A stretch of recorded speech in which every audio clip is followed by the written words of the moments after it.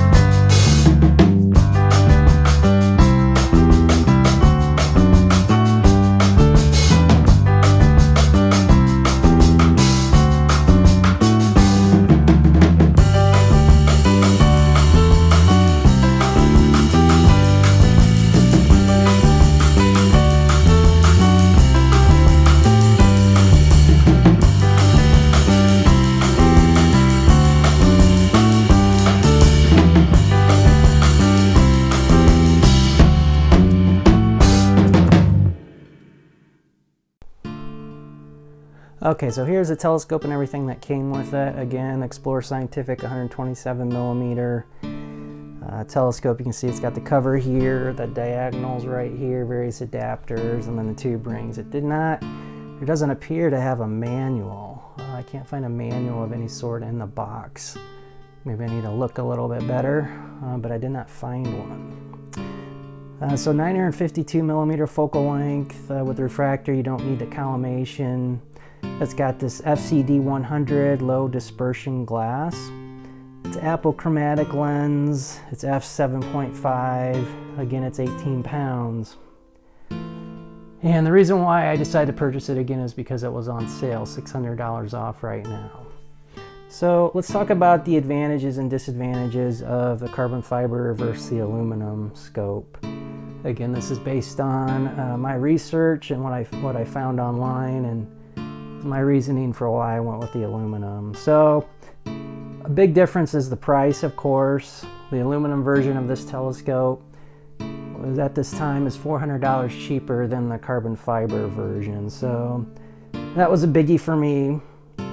Another big difference is the look with the aluminum versus the carbon fiber, of course. The aluminum, you have aluminum white tube. With the carbon fiber, it's black. It's a more stylish, contemporary black. I think it has a grid pattern across it as well.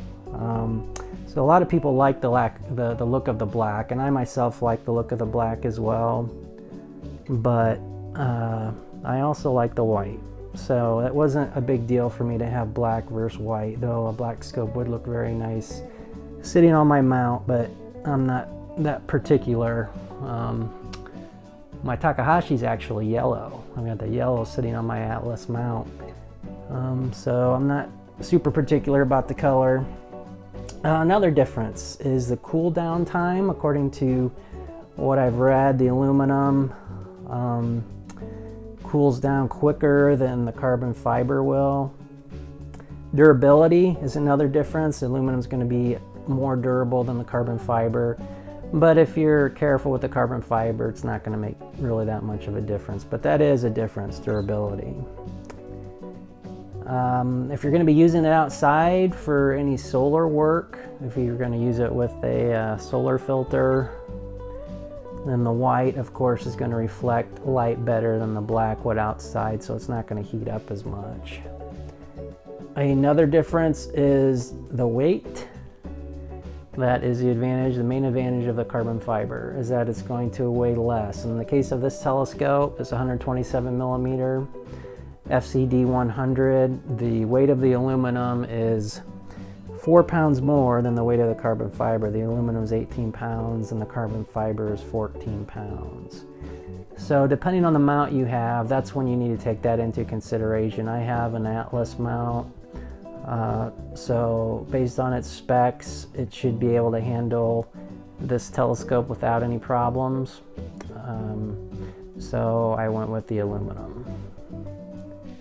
And the last aspect I wanted to talk about supposedly is the focus. With the carbon fiber, it has a lower coefficient of expansion. So the focus is, I guess, more stable over time versus the aluminum. It's going to expand and contract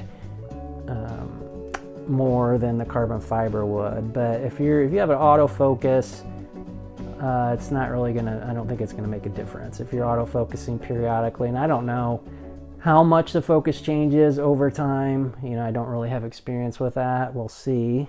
But that is the other difference. So in summary, to me, the aluminum was a better option. It was cheaper, $400 cheaper in this case. It does weigh a little bit more, but again, based on my mount specifications, the aluminum will work for me. So that is why I went with the aluminum, based on its advantages over the carbon fiber. Seem to have more advantages than disadvantages when compared to the carbon fiber. So I hope that was helpful. I hope you have clear skies, and I look forward to talking to you more in the future, and I hope you have a good day and a good upcoming week. Thanks for your time.